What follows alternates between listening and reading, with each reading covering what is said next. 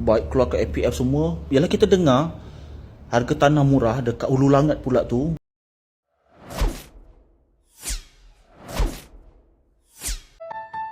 Kisah Datuk Red terus-menerus menjadi bualan hangat di media sosial bermula dengan pergolakan rumah tangga dengan kedua isteri, Datin Red dan Adira Suhaimi, diikuti dengan kesempitan hidup selepas jatuh bankrupt. Terbaru timbul pula isu lain apabila seorang lelaki mendakwa telah menjadi mangsa penipuan dengan Datuk Red membabitkan pembelian sebuah tanah berharga RM60,000 di Hulu Langat, Selangor sekitar tahun 2015 hingga 2016. Dakwa lelaki itu, keluarganya cuba menyelesaikan isu tersebut dengan Adira, namun penyanyi itu melenting demi mempertahankan Datuk Red.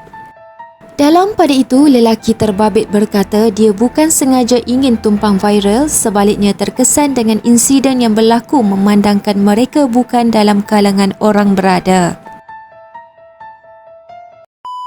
Saya sebenarnya tak nak pun viral-viral benda ni tau. Tapi banyak kali dah FYP dekat saya mengenai pasal Datuk Red ni. Okay. Bila saya dengar nama dia ni kan, saya teringat family saya kena game dengan company dia. Beli tanah dekat Hulu Langat, dekat Semungkis rasanya. Semungkis dalam. Okay, masa tu berharga dalam 55,000 ke 60,000. Mak saya keluarkan duit APF tau. Baik keluar ke APF semua. Yalah, kita dengar harga tanah murah dekat Hulu Langat pula tu. Okay. Lepas tu mak saya bayar cash dekat company dia tu. So masa tu saya dengan tim mak saya ni batch pertama atau batch kedua, saya tak silap saya lah. Masa ni tahun 2015 ke 2016. Macam tu lah. Mengenai pasal, saya bukannya mengenai pasal Datuk Red yang sekarang tau. Datuk Red yang dulu. Sebenarnya saya tak nak pun viral-viral ni. Mungkin dekat dalam TikTok ni mungkin ada family yang dah kena, yang pernah beli tanah dekat Semungkis, dekat Hulu Langat. Saya tak tahu siapa yang pernah, korang tolong komen family korang ke. Sebab dalam batch mak saya tu ada 3 orang atau 2 orang, yang 3 orang 4 orang atau macam tu lah, 2 atau 3 atau 4 orang lah, yang mak bapak dia dah meninggal, nak settlekan pasal tanah yang kena game ni. So dalam salah seorang dalam 200 orang tu, mak saya yang dah bayar cash. Masa tu ambil lot keberapa saya lupa, surat semua dekat KL dekat mak saya. So mengenai pasal Datuk Red dengan Adira ni, mungkin Adira saya tak tahu nak salahkan macam mana. Sebab kita orang pernah berbincang dengan Adira macam mana nak settle, tapi Adira melenting masa tu.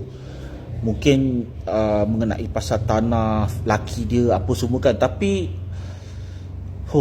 panjang cerita tu tau, panjang cerita. Saya terkenang mak saya keluar di APF, bayar sampai habis 55,000. Sebenarnya panjang cerita dia ni. Saya tak nak pun buat video ni, tapi bila tengok muka Datuk Red kan, saya menyirap, serius cakap, saya menyirap. Sebab mak saya keluarkan duit APF sampai sekarang nak settle. Dia masa tu kes dah sampai ke balai apa semualah, ini macam-macam lah, macam-macam alasan apa semua. Tapi siapa yang pernah kena game pasal tanah dekat Hulu Langat ke, kat Sungai Merap ke, pasal company tu, korang tolonglah komen.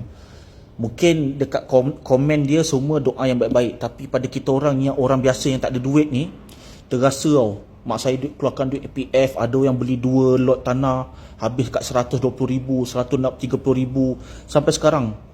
Burn macam tu je. Bayangkanlah 200 orang bayar 55,000, 60,000 seorang. Korang kalikan lah dan tolong komen. Korang bayangkan.